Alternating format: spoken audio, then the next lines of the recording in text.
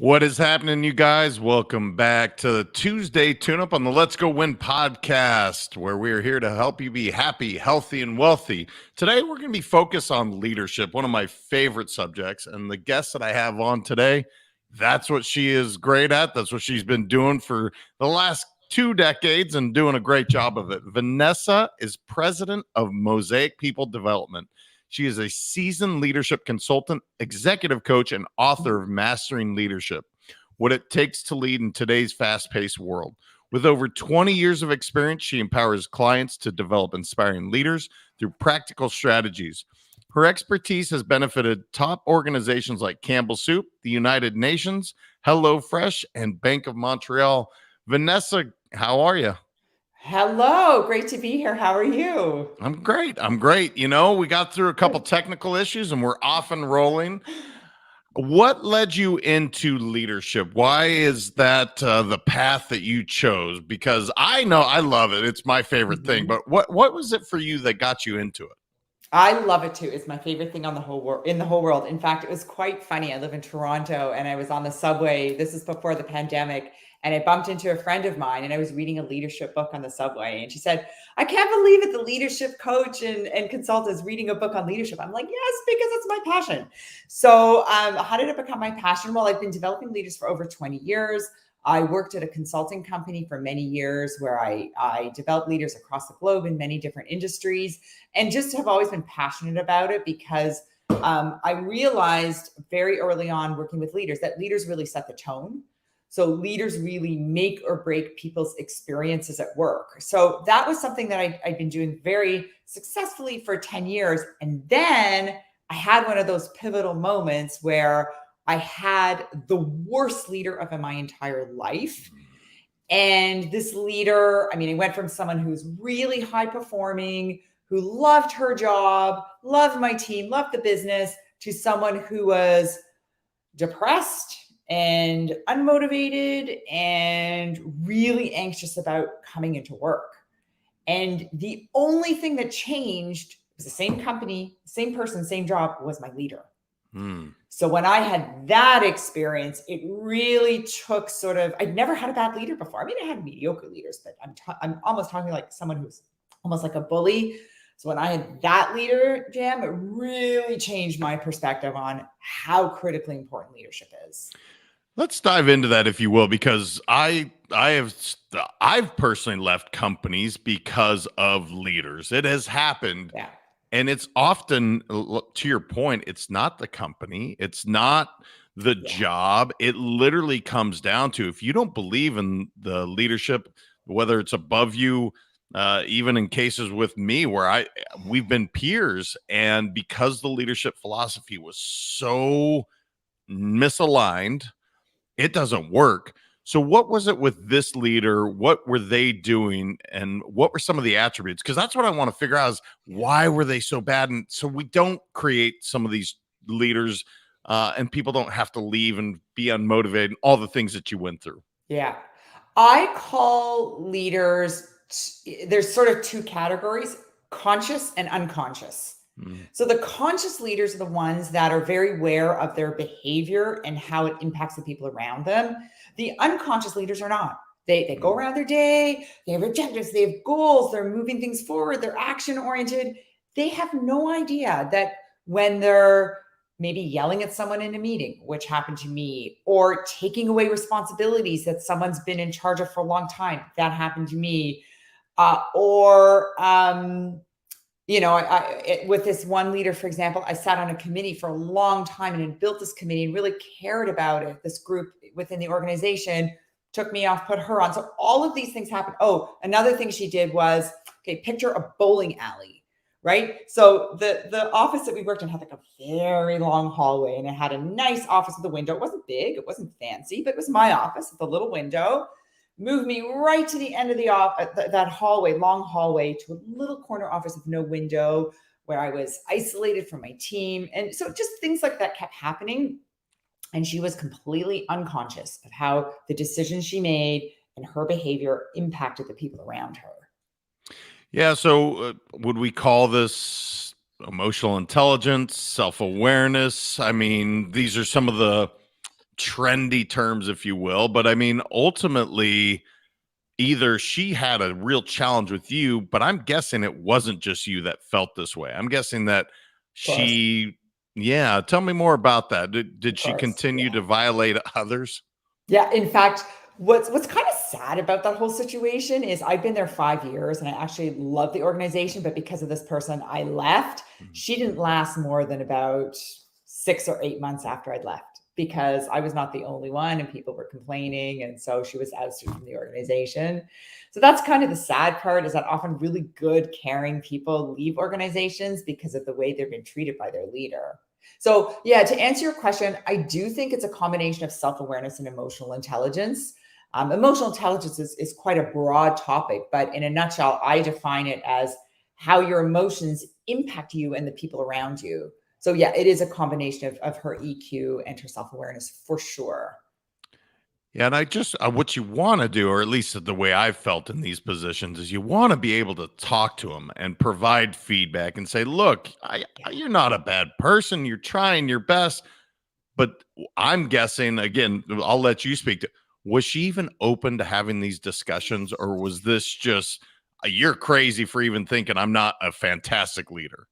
So, what's so interesting about that question is I teach crucial conversations, Hmm. feedback, how to give crucial conversations. I crucial conversationed her till the cows come home, but nothing happened because she lacked that self awareness. It was in one ear and out the other.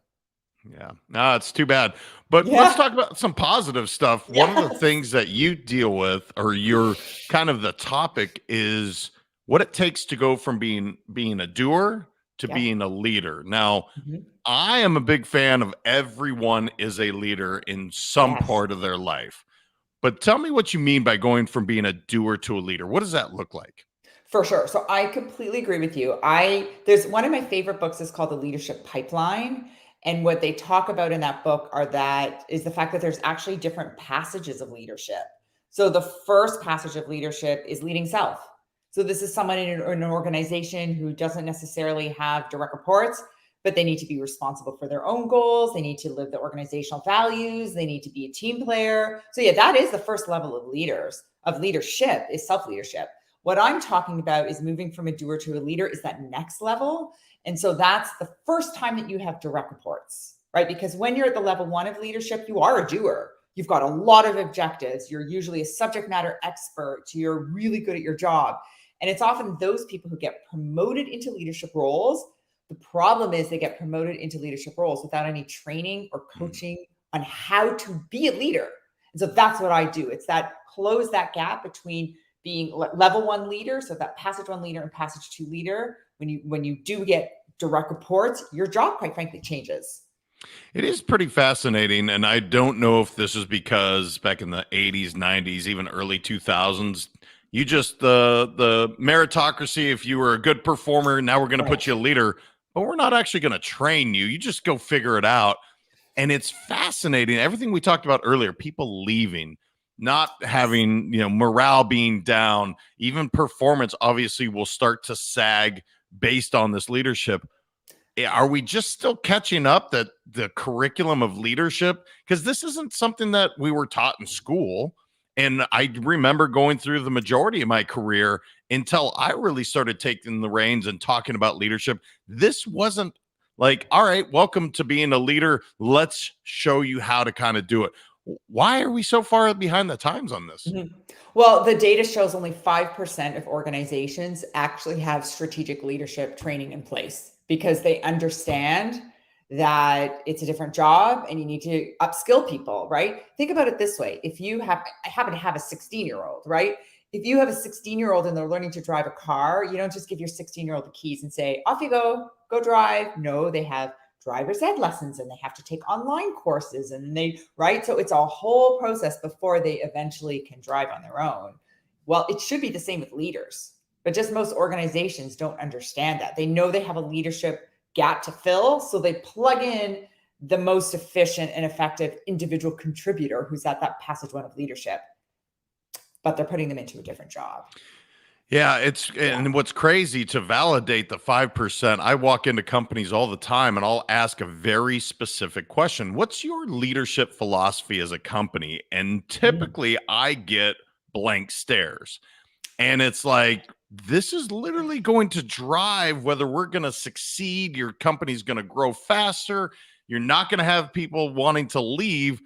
So it's one of those things where it's like, why is it not a top priority? And so talk to me about what you're doing to kind of solve some of this with those 5% that are interested. And hopefully we can talk to the other 95% to say, hey, let's look at some curriculum here, guys. Yeah, for sure. And that's a great question to ask. I find most people can't answer that question either around their leadership philosophy. Some people do have values, and maybe one of their values is around leadership, demonstrating leadership. But the reality is, people don't understand what core competencies are for leadership. People call leadership skills soft skills, which is, by the way, one of my Mm, biggest pet peeves. me Biggest pet too. peeves. Yes, we align on that. Let's drink to that. Because what's soft about it? What's soft about it? I call them, whenever someone says soft skills, they say, pardon me, maybe we call them core leadership competencies or core leadership skills, because there's nothing soft about knowing how to grow your team, building a high performing team, coaching people, giving feedback, managing conflict. Like, those are really tough skills. So what I usually do when I work with a client is I say, I've been doing this for 20 years. You don't need to figure it out. I've got a system. I've got a model. I'm going to share it with you. Let me take that pressure off, because most people just don't know.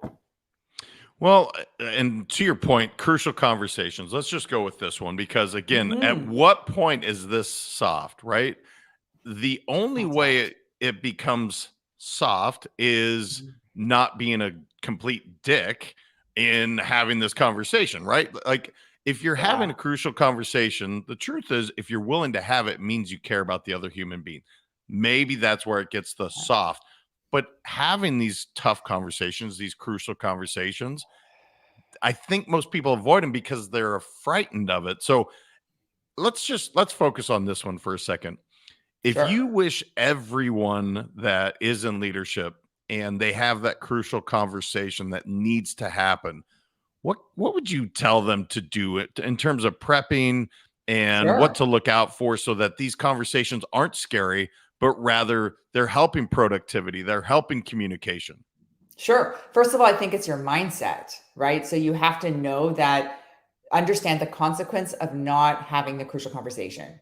So, what could the consequence be of not having it? Well, first of all, the person's behavior is never going to change.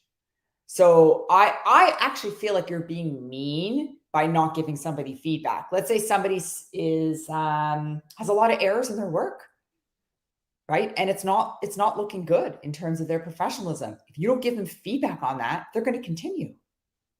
Right? Let's say someone, I just spoke to a client before this, and we were talking about, she's really wants to promote one of her leaders, but the executive team doesn't see him as someone who contributes in meetings. Said, well, you're going to have to tell him that the executive team really only looks at him based on his behavior, right? Their perception of him is based on his behavior. So if he wants the senior team's perception, the executive team's perception to change, he has to change his behavior. If she doesn't give him that feedback, he's never going to be seen as up to par for the executive team, right? So number one is mindset. You have to understand, you're being mean if you don't give people feedback, because they're never going to grow. And likely it's a blind spot. They likely don't even know that this behavior isn't serving them. Yeah, and I equate that back to my coaches in high school and college. They always said, "Look, if I'm not talking to you, that's when you should be concerned because that means Mm, I have lost all faith and courage in you." So I absolutely love that. I want to talk about one of the things I think leaders really could improve on, and that's when you say the word meetings. And y'all, we've seen the eye roll. Oh, I got to go through this meeting, but they don't have to be bad. In fact, they should be a great opportunity for everybody to reconnect, to make sure we have adequate support. Do you have a leadership, whether it's a philosophy, a cadence? Do you, when it comes to meetings, do you teach a specific way that you like meetings to go? I do. And I can share a resource with people, but two things that I like to say about meetings. The first thing I like to say about meetings is cut them in half. So people have 1 hour meetings. Why are they on 1 hour meetings? Right? Cut them in half. If you have a 1 hour meeting, my challenge for you is to make it 30 minutes. If it's 30 minutes, my challenge for you is to make it 15 minutes. So that's the first thing I tell leaders. The second thing I tell leaders is have an agenda. Whoa, like blow my mind. People have an agenda, right? It amazes me how many leaders don't have an agenda. So right at the top, what the purpose is. Write your 5 bullet points that you need to have discussed in the meeting, and then time it. Give each point like each section, let's say you have 5 things to talk about, give each 5 minutes. If things come up, put them on a parking lot. A parking lot, as you probably know, is a tool which allows you to write down all the things that you need to talk about that aren't on the current agenda. So it's really about, again, focus and process. I think one of the things that I don't see enough for leaders is preparedness. I don't see leaders preparing enough. If you literally took that 5 minutes to plan your meeting and prepare for it strategically, it would save you so much time down the road. And then the resource I was going to share is called the 6 Thinking Hats by Edward de Bono. I don't know if you're familiar with that tool. No. But Edward de Bono is a PhD. He's written over 60 books. He studied as a neurologist the brain for many years, and he looked at the fact that we think in different modes at different times. And he has the most incredible meeting management tool that I've ever seen called the 6 Thinking Hats. And so that's definitely a resource that I would recommend. You can go on YouTube and just type in the 6 Thinking Hats, and you'll learn how to manage and use this tool. I use it when I facilitate meetings. In fact, I ran a strategic planning meeting for a group of leaders in the construction industry recently, and I taught them the 6 Thinking Hats methodology. And what one of the leaders said to me, he said, Vanessa, in half a day, what we did using that methodology is what typically takes us 2 years to do. Wow. So don't reinvent the wheel. Use tools and facilitation tools, for example, that are already out there. Yeah, I'm a huge fan of that as well. In fact, Michael Hyatt is kind of the cadence I've used for meetings, the AEIO. But to the whole idea, I love how you said, look, cut it in half, state your intent straight out of the gate, and be prepared. But the parking lot, this is something that I think often drags meetings on. Some idea goes, oh, let's keep talking about, no, we can talk about this for the next meeting. Yes. Get prepared, go talk about it so you can come back and actually have something profound to bring to the table, not just purging whatever feelings you have about it in the moment. Right. I want to ask you just your overall, the 1 to 3 attributes. If you were to say a perfect leader looks like this, and obviously it's not a man or it's not a woman, it's not tall or short, none of that matters, but there are certain attributes that I think great leaders possess. What have you seen, Vanessa, that you're like, yep, they nailed it?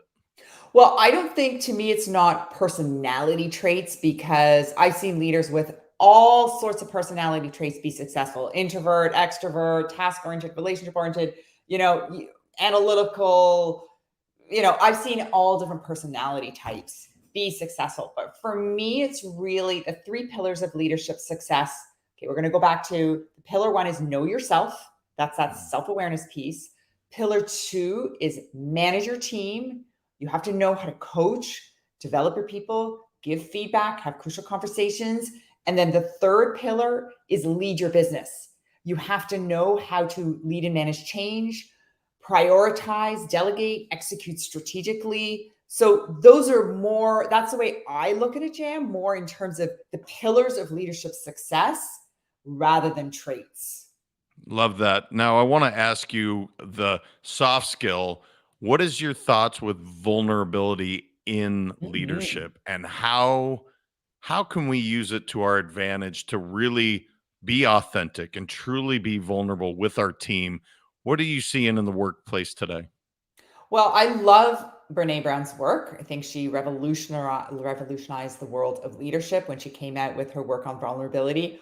All the leaders that I work with, they have to go on YouTube and listen to Brene Brown's TED Talk on vulnerability, because it's life-changing. Because prior to Brene Brown's work, we all thought that it was inappropriate to be vulnerable with your team. And now it's encouraged. And what I help leaders understand is the difference between I know some leaders feel a little bit nervous when they hear that word vulnerability. And what I have to say to them is, it doesn't mean you're sharing your deepest, darkest secrets with your team. What it means is it's okay to say, I don't know the answer to that. Or we just had a failure here. We need to look and take some time together and debrief. Don't sweep it under the rug. Or vulnerability could look like, you and I have had a little bit of conflict. Can we take a minute to sit down and talk about it? So it's not sharing your deepest, darkest secrets. It's just having the courage to share your failures, to talk about them, to be brave to have crucial conversations. That's what it means to me. Yeah, I love that. I can't believe it's 20 minutes of run by already. Anything I didn't ask you that I should have known enough to that you want to share with the audience before we kind of wrap up?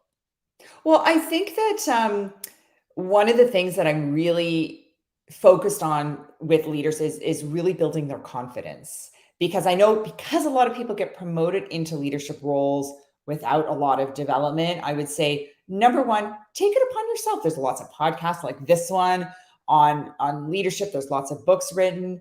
But the key thing that you have to remember about confidence is the willingness to try. So you have to be willing to try something. And let's go back to the example of feedback. Let's say it doesn't go well. It's okay. I want you to go out there. I want you to try new things. If it doesn't go well, debrief, whether it's with someone else or in your own mind. Just say to yourself, okay, wait a minute. I gave that feedback. It felt a little bit stilted. What did I learn from it? What will I do differently next time? So that's sort of the piece that I'd like to leave everyone with is try new things.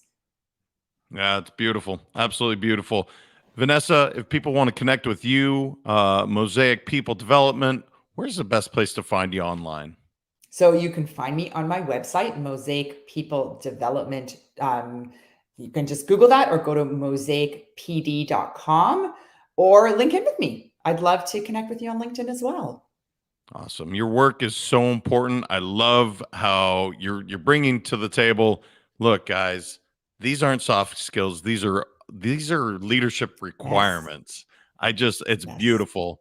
Thank you for coming on. Leadership is such a huge part of everyone's world, and yet, to your point earlier, it's not focused on perhaps the way that you and I would like to see it. So I just love the work that you're doing. Thank you. Thank you so much for your time today and for a wonderful conversation. It's truly my pleasure. You guys, look, leadership, she started with self. So everyone listening is a leader at some degree, whether that's at home, your business, and starting with number one. Go check out Mosaic People Development. Go check out her book. She knows what she's talking about. She even started with the crappy leader and what not to do. Absolutely brilliant. Share this out with somebody. Until next time, remember, your mindset matters. I appreciate you all.